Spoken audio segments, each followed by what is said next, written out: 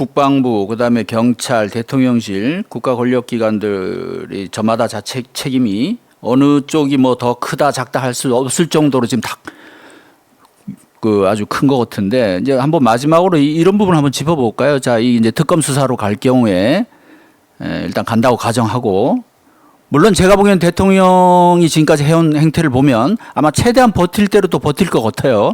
뭐 거부권을 실제로 행사할지 안 할지 일단 벌써 뭐 거부권 행사 조금 뜻은 벌써 조금 그렇죠. 떠보는 거죠 또 벌써. 강력하게 대응, 네, 뭐 엄중하게 엄중 그러니까요. 대응이라는 말이 저는 참 어이가 없는 게요. 아니 대통령이 거부권 행사하면 되지 무슨 엄중 대응이 어디 있습니까? 무슨 전두환 대통령의 뭐 호언 선언 이렇게 떠올라요? 앞으로 개헌 논의하면 엄벌하겠다. 아니, 이게 그러니까요. 이게 지금 아니 무슨 엄중 대응이 어디 있어요? 예. 그냥 그 법과 원칙에 따라 판단하면 되는 것이고 거부권 자기 권하니까 행사하면 되지. 무슨 입법 기관인 국회에서 네. 정상적인 법률 절차를 거쳐서 지금 통과된 법률안에 대해서 엄중 대응한다면 앞으로 그럼 입법 기관이 뭐 할 때마다 가만 안 두겠다. 뭐 이런 엄포처럼 보이는데 엄중 대응이라는 게 뭐냐고요? 이게 무슨 거부권 행사가 엄중 대응입니까? 그거는 자기 권한 행사하는 거고요. 행사하면 돼요. 그렇게 그 협박질하지 말고 엄중 대응이라니요. 그게 무슨 말입니까? 자, 엄중 대응이라는 것은 범죄에 대해서 그렇죠. 하는 말이에요. 뭔가 범죄. 맞습니다. 이게 국민들이 지금 특검에서 그 진실 규명을 하겠다라고 국민들이 지금 저번 총선에서도 민의로 반영됐다라고 보는 게 일반적 상식 아닙니까? 그런 국민들의 요구에 대해서 범죄야? 엄중 대응해? 그러니 이 지경에 온 겁니다. 그러니 지금 10%로 떨어지고 있는 거예요, 지지율이. 자, 그러면 우리가 이제 특검 수사를 이제 우리 진행된다고 보고 정상적으로 특검 수사가 갈 경우에 자, 이 관련자들 우선 국방부 장관, 여기 주요 책임자들 있잖아요. 그다음에 이제 뭐 해병대 사령관, 그다음에 안보실에 있는 뭐 비서관들, 그다음에 공직기강 비서관 여기 관여했던 뭐 유재원 법무관리관 뭐 이제 관련자들이 많고 정점은 이제 대통령이에요. 자, 중요 인물들에 대한 어떤 그 법적인 책임 문제, 법적으로 어떤 범죄 혐의가 적용될 수 있는지 요걸 한번 짚어볼까요? 뭐 직권남용, 공용서류 무효, 네. 뭐 또 우선 장관부터 장관이 네. 자기 범죄가 뭔지 잘 모르는 것 같아서 우리가 좀 알려줄 필요가 있을 것 같아요. 장관은 좀 애매합니다. 왜냐하면 네. 개입된 게 없기 때문에 별로 여러 가지 변명이 가능할 거로 보여져요. 왜냐하면 이첩 기록 회수에 대해서 자기가 몰랐다 하면 형사적으로 이첩 기록 회수과 관련된 책임을 묻기는 참 어렵거든요. 네, 왜냐하면 어떤 경로로 뭐 검찰단이 나서서 가지고 온 다음에 사후 보고를 했다. 그건 과실도 아니거든요. 장관이 뭐 알아야 책임을 질 거 아닙니까? 근데 이제 그 전 단계 네. 이첩 보류 지시와 관련된 그 부분. 부분은 이제 네. 저는 직권남용으로 볼 수도 있지만 네. 결국 그 해병대 수사단의 권한 행사가 방해됐는지 여부가 불분명하기 때문에 그 부분에 대해서는 직권남용 미수로 볼 여지도 있지 않느냐. 아, 일단 해병대 네. 수사단에서는 강행을 했기 예, 때문에 강행을 했기 때문에 그러나 특가법상의 면담 강요는 될 수 있을 것이다. 그 특가법상 면담 강요에 대해서는 여러 경로로 제가 설명을 드렸는데 좀 복잡하기 때문에 네, 요즘만 예. 말씀드리면 예.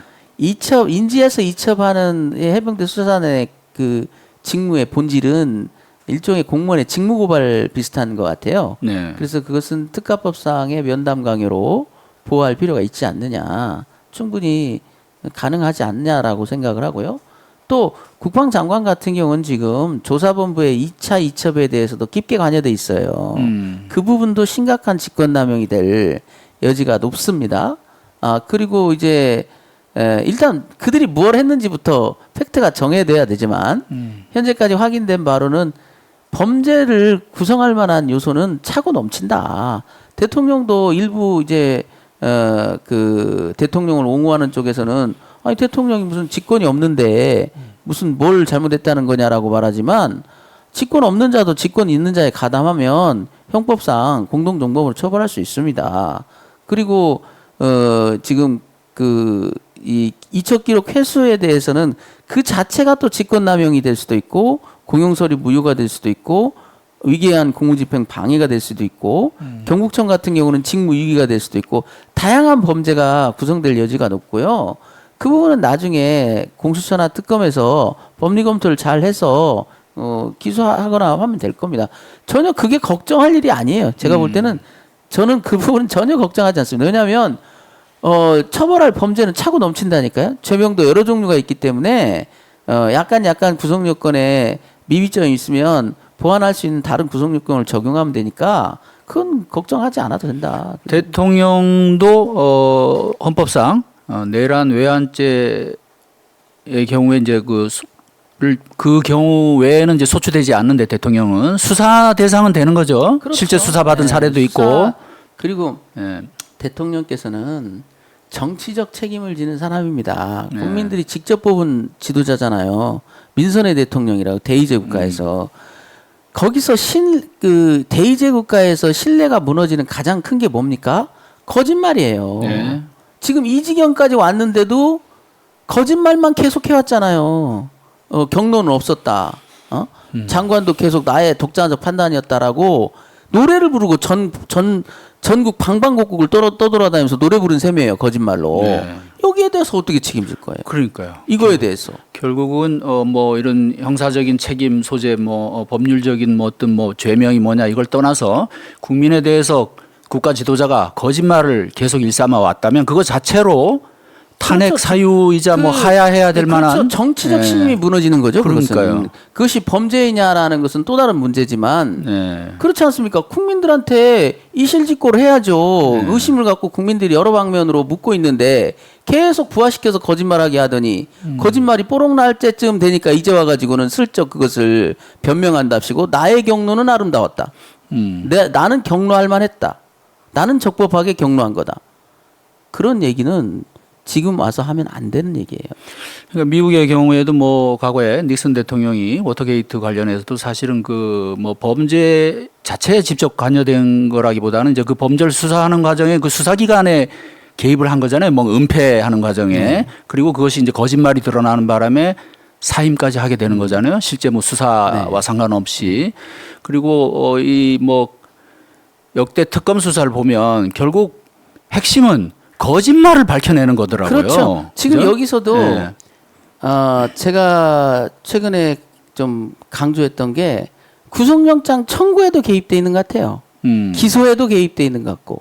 그러니 단순 경로 한 번 7월 31일 날 회수까지 거기까지도 심각한데 네. 그 이후에조차도 국가 최고 권력이 범죄의 우두머리 범죄 컨트롤 타워를 역할을 했다는 거예요. 이것이 대의제 국가에서 신뢰가 무너지는 결정적 요인 아닙니까?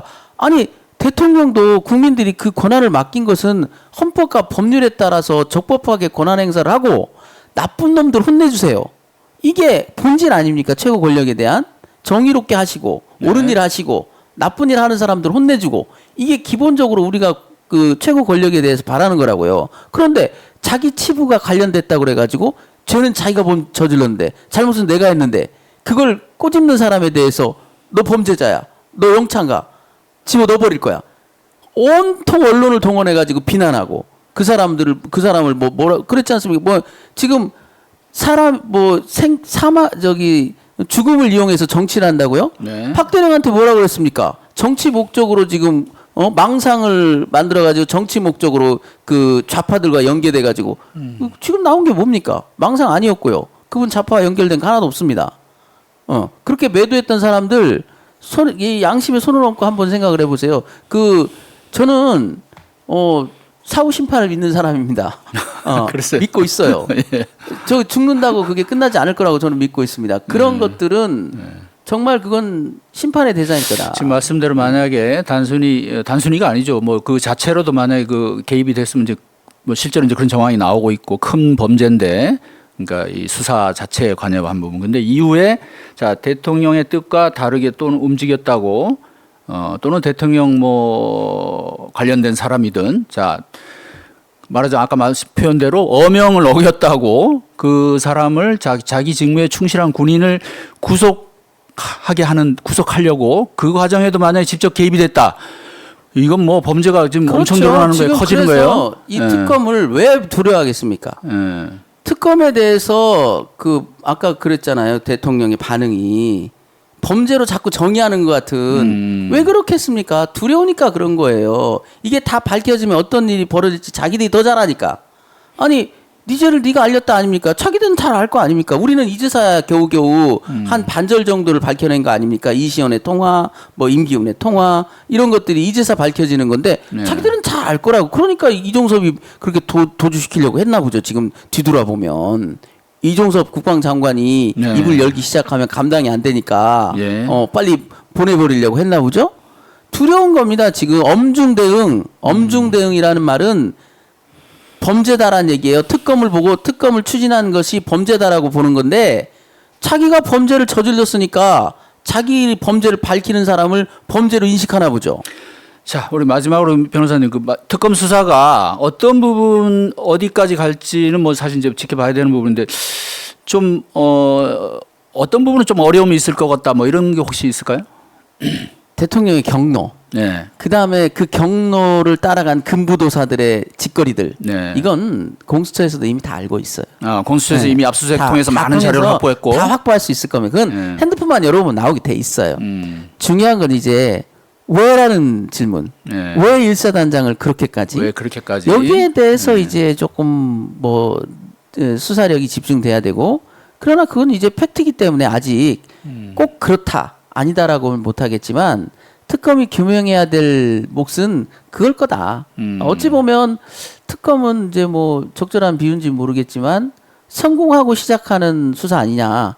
왜냐하면 이미 공수처가 또 언론이 네. 상당 부분을 밝혀놨기 때문에 현재 밝혀진 팩트만 갈무리해도 특검은 성과를 낼 수 있을 겁니다. 근데 더 나아가서 경로의 연유, 그것이 추잡한 경로였는지 아니면 그나마 이해가 될 정도 좀 그래 경솔했네 이 정도였는지 여기에 대해서 이제 특검이 밝혀야 되겠죠. 그래서 한간에 많은 지금 얘기들이 오가고 있지 않습니까? 결국은 우리가 가장 우려하고 있는 그 세력에 의해서 용산의 그 검찰 출신들이 일치 단계를 해가지고 나섰다. 이게 지금 많은 분들이 추정하고 있는 팩트인데 그게 밝혀질지는 이제 진짜 그게 사실인지 또 그 사실을 밝혀낼 만한 특검의 의지와 능력이 있는지에 달려 있는 거겠죠. 자, 지금 말씀하신 부분이 어떻게 보면 이제 이 사건의 숨은 마지막 어떤 그 숨은 그림 찾기가 될 것 같은데 설사 거기까지 뭐 실체가 규명이 안 된다 하더라도 이미 지금까지 드러난 상황으로만 봐도 상당히 심각한 국기문란 사건이다. 그렇죠. 그죠? 상당히 심각한 국기문란이고 예. 역대 어떤 정부에서도 물론 있었는지도 모르죠. 밝혀지지 않았는지도 모르죠. 네. 그러나 우리가 아는 범위 내에서는 박근혜 대통령과도 비교할 수 없습니다. 맞습니다. 박근혜 예. 대통령께서 사법 절차에 자기의 치부를 감추기 위해서 사법 절차에 개입한 적은 제가 알기로 없거든요. 그 특검 수사에서 밝혀진 바로는 없지 않습니까? 자기 치부를 맞아요. 예. 밝히기 위해서 사법기관에 압력을 행사하고 나한테 내 치부를 드러내려는 사람을 죽여버리겠다. 이런 식으로 국가 권력을 남용하시지는 않았어요. 박근혜 대통령은. 그러나 이 사건은 명백한 그런 최고 권력 남용 사건이고 그 남용의 목적은 결국은 또 다른 치부를 덮거나 인권을 침해하는 유린하는 그런 결과를 낳았기 때문에 이건 법적으로만 보면 명백한 탄핵 사유. 네. 더 나아가서 그것이 밝혀지면 과연 헌법이 정하고 있는 탄핵 사유라고 해서 헌법재판소가 판단해야 될 문제인지 그건 아니겠죠. 만약에 그게 다 만천하의 진실로 드러나면 정치력들이 발휘돼야 될 겁니다. 이걸 헌법재판소로 끌고 갈 일이 아니죠. 서로 네. 정치적 그 능력들을 발휘해서 전향 조치를 취하고 완충하고 그래야지 국민들의 삶이 또 이것 때문에 공경에 처하지 않지 않겠습니까? 국민들은 정말 대통령을 걱정하느라고 지금 밤잠을 설쳐야 되는 상황이에요. 대통령이 국민들을 걱정하고 대통령이 국민의 삶을 보살펴줘야 되는 게 우리가 알고 있는 민주주의 국가인데 네. 이 사람이 또 이러다가 뭐 속된 말로 목 날라가는 거 아니야? 그러면 또 이 혼란은 어떻게 해야 돼? 그러니까요. 또 국민들 사이의 갈등은 또 어떻게 되는 거야? 이걸 걱정하는 거는 참 슬픈 일이죠. 정말 변호사님 말씀대로 거꾸로 지금 국민이 대통령을 걱정해야 되고 이게 그것이 결국은 우리나라의 불행이니까 그렇잖아요. 그래서 아니 그러니까 예. 어떤 지금 이 시대에 이런 선진 국가에서 국민들이 대통령한테 술 좀 작작 먹어라. 좀 화 좀 버럭버럭 내지 마라. 이런 얘기를 하고 있어야 되냐고요, 이게. 부인한테 이게 너무 휘둘리는 것 같다 이게 좀. 말이 됩니까, 뭐 이게? 이런 얘기를. 어떻게 국정 운영하는 사람이 그 술을 하나를 자제를 못 해가지고 참. 자, 예, 변호사님, 이제 이게 이제 다시 또 이제 특검으로 해병대 사건이 또 다른 이제 국면으로 옮겨가고 있습니다. 그래서 또 앞으로도 또 좀 새로운 사실이나 쟁점 이런 부분들에 대해서 또 종종 좀 나오셔가지고 또 우리 시청자분들께 좀 잘 좀 설명해 주시고. 그러니까 예. 빨리 생업으로 복귀하고 싶은데 이게 도대체 사실은 작년부터 지금 변호사님도 사실은 지금 이 특검까지 오는데 상당히 큰 공을 지금 세우신 거예요. 여러 가지 새로운 사실도 많이 밝히시고. 저는 그래서 예, 예. 사석에서 제가 농담으로 그랬습니다. 저는 제 묘지에 스스로 그냥 국가유공자로 쓸래요. 아니 이게 농담이 아니고 제가 지켜본 바로도 그렇고 실제로도 그렇고 사실은 여러 가지를 진짜 많이 밝히셨어요, 김 변호사님이. 농담이고요. 뭐 아니 뭐 대리인 역할이니까. 그간에 뭐 예를 들면 군검찰 수사 그런 내용 뭐 각종 통신 기록 이런 부분들 은폐하고 가리고 한 부분들도 다 밝혀내시고 자 그리고 언론 상대로 끊임없이 또 설명하시고 역할이 참 크셨던 것 같습니다. 앞으로도 또 뭐 좀 건강 챙기시면서 예 또 이 사건 뭐 계속 어차피 뭐 박정훈 대령 변호를 맡고 계시기 때문에 계속 뭐 운명이잖아요 이거는. 아니 예? 여기까지 온 건 진짜 예, 예. 국민들과 그 국민들의 그 목소리를 전하는 언론의 힘입니다. 이게 예. 그래도 우리나라가 민주주의 국가는 맞지요. 네. 그러니까 여기까지 온 거 아니겠습니까? 예, 오늘 김 변호사님 말씀 고맙습니다. 예, 감사합니다. 시청자 여러분 또 시간 되는 대로 계속 이 사건에 대해서는 저희가 지속적으로 취재 보도를 할 것을 약속드립니다. 오늘 감사합니다. 예.